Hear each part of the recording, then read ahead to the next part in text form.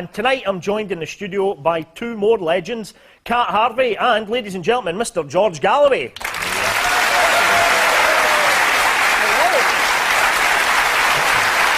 George, always lovely to see you. Great to see you. That's again, and been out for this Castro for your Halloween again, I see. Aye. That's lovely. Now, George, how did your teams get on at the weekend? And I stress the word teams. Teams, yeah. Well, Celtic are doing very well. Dundee United have been toiling, but Craig Levein seems to have bucked them up a bit, although they slipped again on Saturday.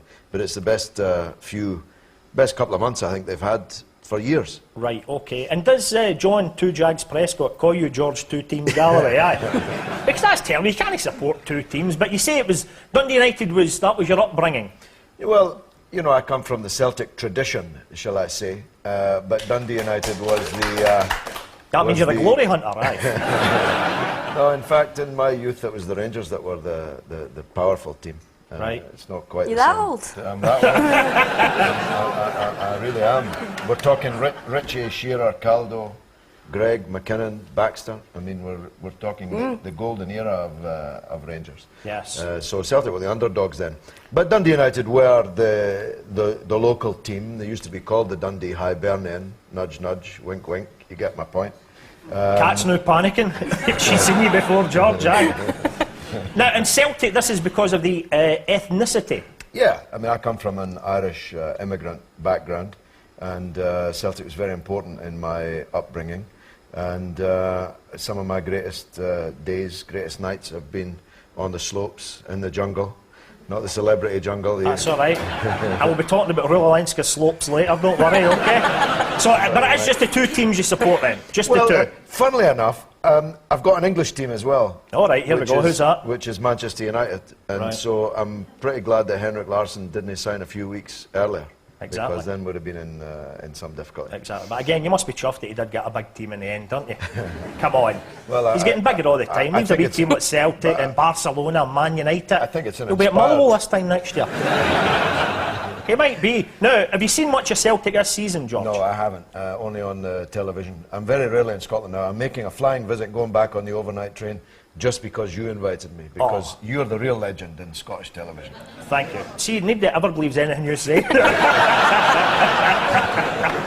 Because the reason I ask if you've seen much of Celtic even this year, this decade even, because I believe the other night you did a show on TalkSport, and I believe you were asking punters to name your favourite Italian, and somebody phoned in and said Enrico Annoni, and you said? I thought he was an orchestrator or a guitar player or something. Ah, there you go. Well, he was a bit of a dud at Celtic, but he was doing in legend. I don't know if you'd ever heard this, the time that he was going to come on as a substitute, Celtic were doing pitifully. And they were then going to bring on Enrico Annoni, and a voice in the jungle says, "Oh no, Annoni's on a no-no." So that's why he's remembered. He was brilliant. Right. But Larsson then, still the hero, aye? I mean, what a player. He came on off the bench and won the European Cup for Barcelona just this year. I was in Havana researching my book on Fidel Castro. I was there, just come out of Fidel's office, went to the local Inglaterra hotel to watch the game, and saw Henrik turn the game. I mean, he's the greatest player who ever pulled on the hoops. No, a great player. A great player.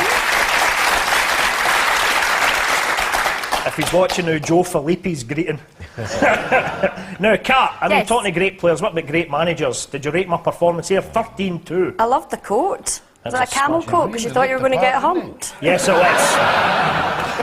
It was a camel coat. You could be doing with a couple of humps with the looks of it. Story of my life. Yes. Did you enjoy Big Brother, Kat? I did actually, yeah, it was fascinating. So I was speaking to him, sorry. Did you enjoy Big Brother, Kat? I'll be the cat. Well, as I always say, I'd rather be a pussycat than a poodle like the Labour MPs up here in Scotland. Exactly, well said. Well, I loved it. And we mentioned Dale Rulanska because there was definitely a wee bit of chemistry there. See, if Kat was in her 70s, would you have been there as well? Now, do you think, seriously, was it the best thing you've done or the worst thing you've done, personally and or politically? Oh, it was the best thing I've done. We raised over £500,000 for charity. For the Palestinian refugees in Gaza, there are not many people raising money for them, believe me. It has got to the stage now where I have to send somebody in to bring the coffees out in the motorway service stations, because I'd be standing there all day posing for pictures with people with their telephone cameras and so on. Or maybe they'd get the coffee, you'd been at the milk. Now,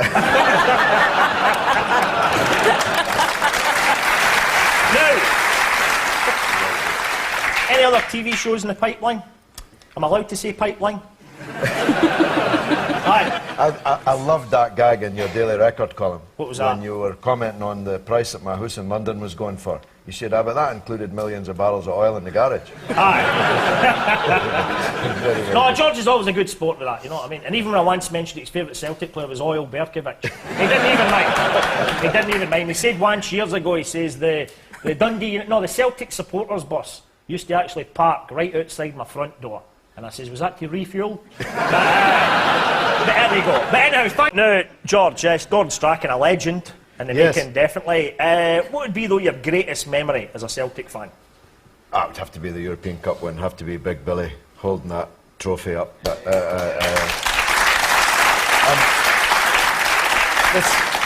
this was an achievement that will never be matched, that's the point. It was achieved with the players, every one of whom came from within 30 miles of Parkhead. Almost none of them cost any money. They were all Scottish. I mean, that will never happen again in British football or in European football. Now, Celtic, obviously your favourite team. Yeah. Who's your least favourite team? It would be Chelsea, actually. Chelsea. You don't like Chelsea, do you? I really don't. Well, I've got a problem about the people that made off with all Russia's money. Some of them are getting their just desserts now, but... don't eat the sushi. Don't go to the sushi. No, I mean, I think Mourinho is a grade A SH1T, and I think the team is really boring. I mean, for a team that cost about £300 million, they produce no joy at all. I mean, even the Arsenal, who are miles behind, at least produce football that's joyous. And so Jose Mourinho, in George Galloway's opinion, a grade A shit, yes?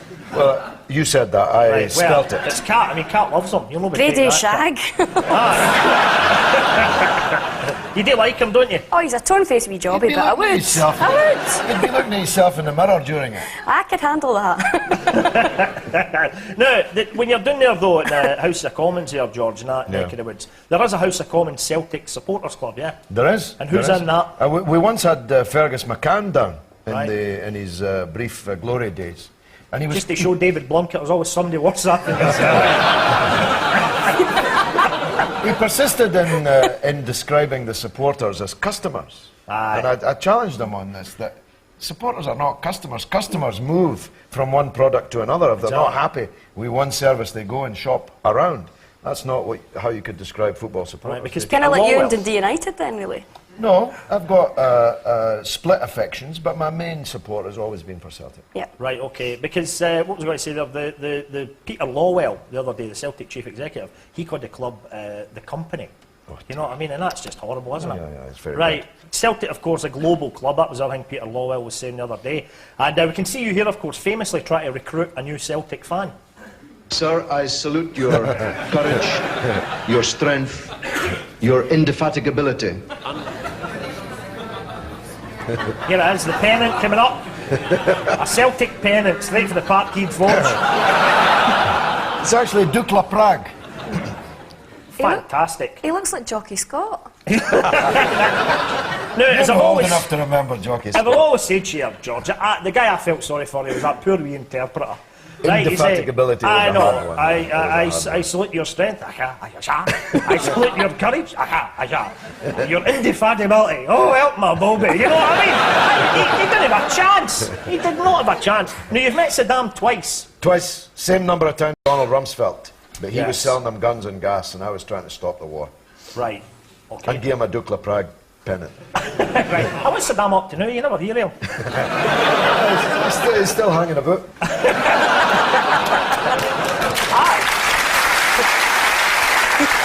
He's actually invited him on the show, but next week he's doing Have I Got a Noose for You? So we'll move on to Giovanni Di Stefano, Saddam's lawyer and the guy that was always getting his neb in at Dundee. Now the great thing with him is he claimed that Saddam watched SPL football. Do you know if that's true? And if so, what team he supported? Well, it'd have to be the mother of all wells, wouldn't it? Oh, the mother of all wells. Excellent answer. Aye, there you go. Aye. Aye. And we're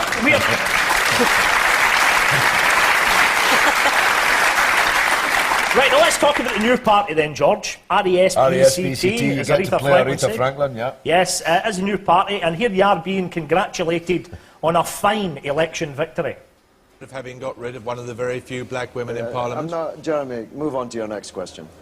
You're not answering that one. No, because I don't believe that people get elected because of the colour of their skin. I believe people get elected because of their record and because of their policies. So move on to your next question. Are you because proud? I've got a lot of people who want to speak to me. If you ask that question again, I'm going. I warn you now. Don't try and threaten me, Mr. Galloway. You are actually conducting one of the even by your standards, one of the most absurd interviews I have ever participated in. I have just won an election. Can you find it within yourself to recognise that fact? To recognise the fact that the people of Bethnal Green and Bow chose me this evening? Why are you insulting them? I'm not insulting them. Yes, I'm not insulting you. You are insulting them. They chose me just a few minutes ago. Can't you find it within yourself even to congratulate me on this victory? Congratulations, Mr. Galloway.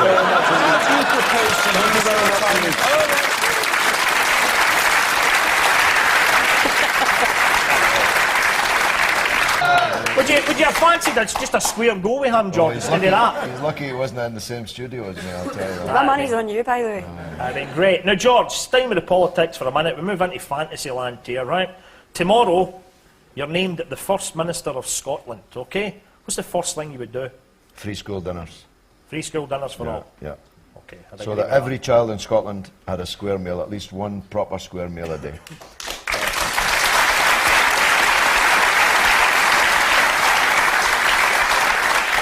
And what if it was cat, though? He'd stretch to two, wouldn't you? Square sausage. Right, well, we'll talk more in a minute, George, because it's now time for the man with all the big asks. Well, have you heard them doing you? I have. Very good. He's a legend, actually. Very good. First time I met him, he's a legend. Now, George, you and the man who was in that seat a fortnight ago, Tommy Sheridan, very close pals, aren't you? Yes, we are, yes. Yes, well, we can see how close you are here. Have a look at this. Was that the only time you were in a line-up with Tommy? Was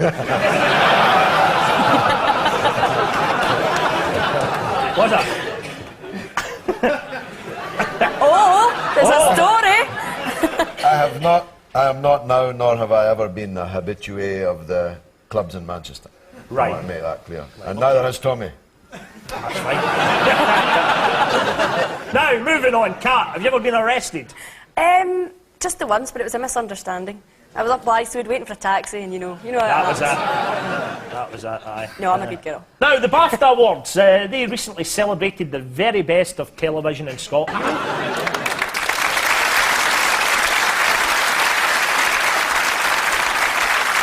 So, George, your all-time favourite Scot, too, I'd go with Billy Connolly, actually. Connolly. I think Billy's a comic genius, a giant, and an all-round lovely fella. And he coined the best description of that wee Scottish Parliament that I've ever heard. What was that? Called it the White Blether Club. The White Blether. That's lovely, right. And Kat, your favourite Scot? Ur Willie. Ur Willie? Aye. Aye. It's a legend. Right, I knew yours had to involve Wally, didn't it? It was always going aye. Now, the Champions League, George, just as we're running out of time here, can Celtic do it? Oh, I'm sure about that, yeah. I think Celtic... well, Celtic are now qualified comfortably, although nobody seemed to know that at the final whistle the other night. Aye. No, we all thought they'd won it with the reaction, aye. Well, I think Celtic, and we're best shout since '67, right. Definitely. Kat, you missed Kevin Keegan in last week's show. A lovely, I did, lovely yes, man. apparently he was very nice. We were telling him about you in the pantomime and that, and he says, can you wish her all the best? And I kid you not, he left these for you. He said, I'm sorry I didn't meet Kat, but could you wish her all the best with the panto? So there for you, for Kevin Keegan. You're there really we go. spoiling me. And George, we couldn't leave you. I bumped into one of your old muckers a couple of weeks ago, and he gives us a wee present to pass on as well. Lovely. Fantastic.